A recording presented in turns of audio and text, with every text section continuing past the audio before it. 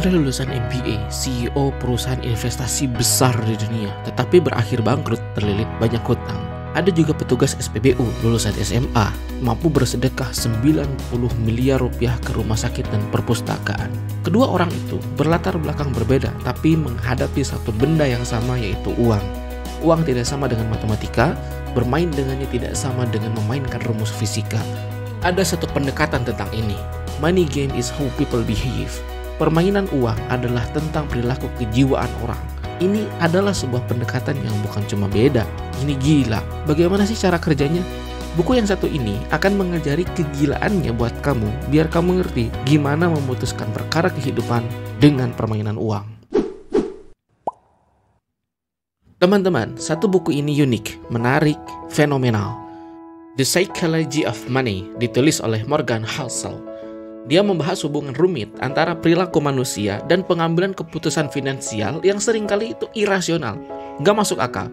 Uniknya lagi, justru perilaku inilah faktor yang menentukan orang bisa berakhir bahagia atau berakhir bangkrut dalam hidupnya. Menarik bukan? Riset Hassel tahun 2018 menunjukkan kepada kita ada 18 perilaku psikologis manusia dalam memainkan uangnya. 18 perilaku itu mungkin akan sangat kontraintuitif buat kamu, berseberangan dengan apa yang kamu pahami selama ini, atau bahkan kok aneh sih. Apa saja itu? Yang pertama, tidak ada seorang pun yang gila. Mungkin kamu lihat orang tampak gila dengan uangnya, tapi menurutnya itu masuk akal. 40% orang Amerika tidak menyisakan dana darurat sampai dengan $400 per tahun.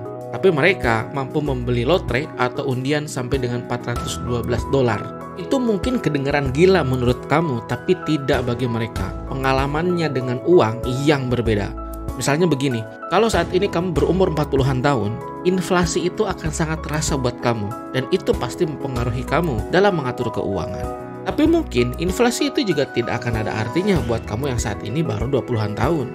Jadi ini bukan tentang kecerdasan, pendidikan, atau kecanggihan. Ini tentang pengalaman, kapan dan di mana kamu lahir.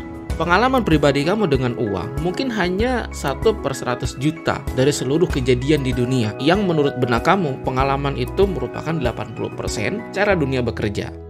Kedua, keberuntungan dan risiko. Kedua benda ini bersaudara, kadang yang satu unggul, kadang yang lain. Penentunya adalah nasib selain ikhtiar ya. Tahun 1968 ada 303 juta anak masuk SMA di dunia. 300 anak diantaranya masuk Lakeside School. Satu di antaranya punya akses ke komputer sekolah, yaitu Bill Gates. Tahun 97 lahirlah Microsoft yang saat ini hampir bernilai $400 triliun. Pak Gates berteman dengan Ken Evans. Dia canggih dalam membuat program komputer, menyusun algoritma memecahkan masalah, dan punya visi bisnis. Lengkap kan? Tapi sayang, Pak Ken meninggal ketika naik gunung sebelum lulus SMA. Pak Gates dapat keberuntungan, Pak Ken kena risiko. Yang ketiga, tak akan pernah cukup. Bernie Madoff, pengusaha yang sangat sukses. Volume perdagangan perusahaan sekuritas BLM Investment Securities miliknya sampai 9% volume NYSE. Itu besar banget. Kantor cabang miliknya bisa beromset sampai dengan $50 juta per tahun. Semua itu membuat Madoff kaya dan halal. Tapi di akhir dia menjadi pelaku skema Ponzi yang justru lebih terkenal daripada Charles Ponzi itu sendiri. Kenapa? Karena dia tidak tahu kata cukup. Inilah ketika orang kaya berperilaku gila. 4. Penumpukan yang membingungkan. Jika sesuatu bisa menumpuk, pondasi kecil di awal bisa menuju hasil yang sangat luar biasa. Bahkan kelihatannya nggak masuk akal. Pak Buffett membuktikan itu dengan melakukan investasi sejak umur 10 tahun. Tapi justru $81,5 miliar dari $84,5 miliar atau 96% kekayaan Warren Buffett datang setelah ulang tahunnya yang ke-65. Sayangnya akal kita tidak dibangun untuk menangani keanehan itu. Skillnya Pak Buffett adalah investasi, kekuatannya adalah waktu. Yang kelima, menjadi kaya versus tetap kaya. Ada banyak cara untuk jadi kaya, tapi hanya satu cara agar tetap kaya, yaitu hemat dan paranoia. Inilah yang tidak dimiliki oleh Rick Gero, mantan investor, teman sebaya Warren Buffett, dan Charlie Munger. Pak Gero ini terburu-buru dibebani hutang margin lalu menjual saham Berkshire-nya secara rugi di harga $40 per lembar. Investasi yang bagus belum tentu tentang membuat keputusan yang bagus, tapi konsisten tidak membuat kekacauan. Yang keenam, ekor koin. Kamu menang. Banyak bisnis dan investasi didorong oleh ekornya. Dari banyak kejadian-kejadian kecil yang banyak salahnya itu, bisa menjelaskan hasil yang besar di akhir. Tahun 1930, Walt Disney memproduksi 400-an kartun, banyak kerugian, biaya mahal, dan hutang. 8 tahun kemudian, Snow White mengubah segalanya. Walt Disney berjaya sampai hari ini. Kamu bisa salah di tengah waktu dan masih bisa dapat keberuntungan. Ketujuh, kemerdekaan. Kaya adalah ketika kamu bangun pagi lalu bisa melakukan apapun yang kamu mau. Kamu bebas mengatur hidupmu sendiri. Dalam 30 Lessons for Living, hal yang membahagiakan bukanlah kerja keras, tapi diantaranya adalah persahabatan dan quality time dengan anak-anak. Mengendalikan waktu kamu adalah dividen terbesar yang diberikan oleh uang. Kedelapan, paradoks orang di dalam mobilnya. Kamu melihat orang menyetir mobil mewah. Kamu nggak akan berpikir, wow, dia orang sukses. Tapi, pikiranmu justru akan mengatakan, wow, andaikan aku punya mobil itu, orang pasti pikir aku sukses. Itu paradoks, guys. Ketika kamu ingin kekayaan membuat kamu terlihat keren di mata orang lain, kenyataannya gak gitu. Orang malah membayangkan dirinya dengan apa yang kamu punya. Tidak ada yang kagum dengan harta kamu, kecuali diri kamu sendiri. So, flexing itu unfaedah sebetulnya ya. Kesembilan, kekayaan adalah apa yang tidak kamu lihat. Ketika ada orang beli mobil 1,5 miliar, yang kamu bisa lihat dari dia adalah uang dia berkurang 1,5 miliar, atau hutang dia bertambah 1,5 miliar. Bisa jadi dia benar-benar kaya, atau bisa jadi tidak. Kekayaan itu tersembunyi. Jadi, membelanjakan uang untuk pamer adalah cara tercepat agar uang kamu itu berkurang. Again, flexing itu boros-able, unfaedah pula. Ke-10, menabung uang. Kekayaan hanyalah sekumpulan sisa setelah kamu membelanjakan apa yang kamu dapat. Nilainya sangat relatif terhadap apa yang kamu butuhkan. Kalau kamu punya imbal hasil 8% per tahun, tapi kamu lebih efisien dengan kenaikan gaya hidup di bawah pertumbuhan nilai aset kamu lebih sejahtera. Menabung adalah satu faktor yang bisa kamu kendalikan menghasilkan sesuatu yang justru lebih penting. Ke-11, masuk akal lebih besar daripada rasional. Menyasar pekerjaan-pekerjaan yang masuk akal lebih baik daripada mencoba menjadi rasional. Membuat keputusan tak sekedar berdasarkan fakta angka di dalam tabel Excel. Buatlah keputusan keuangan sambil dikelilingi oleh para karyawan yang mereka punya keluarga, atau bersama pasangan yang dia tidak ingin dikecewakan, beserta masa depan kamu, beserta anak-anak kamu yang masih panjang. Jangan menjadi rasional tanpa perasaan, cukup menjadi masuk akal karena itu lebih realistis dan penting dalam mengelola uang. Ingat ya, kamu itu manusia, bukan tabel Excel. Ke-12, surprise. Sejarah adalah studi tentang perubahan. Ironisnya, dia dijadikan peta masa depan. Siapa yang tahu 9/11 itu menyebabkan gelembung perumahan, lalu menjadi krisis keuangan di Amerika. Siapa yang tahu bakal ada pandemi COVID-19, atau dia dijadikan pandemi gitu ya. Lalu tumbuh banyak entrepreneur baru. Jalan cerita paling lazim di sejarah ekonomi adalah kejutan. Semuanya mengagetkan. Ke-13, ruang untuk kesalahan.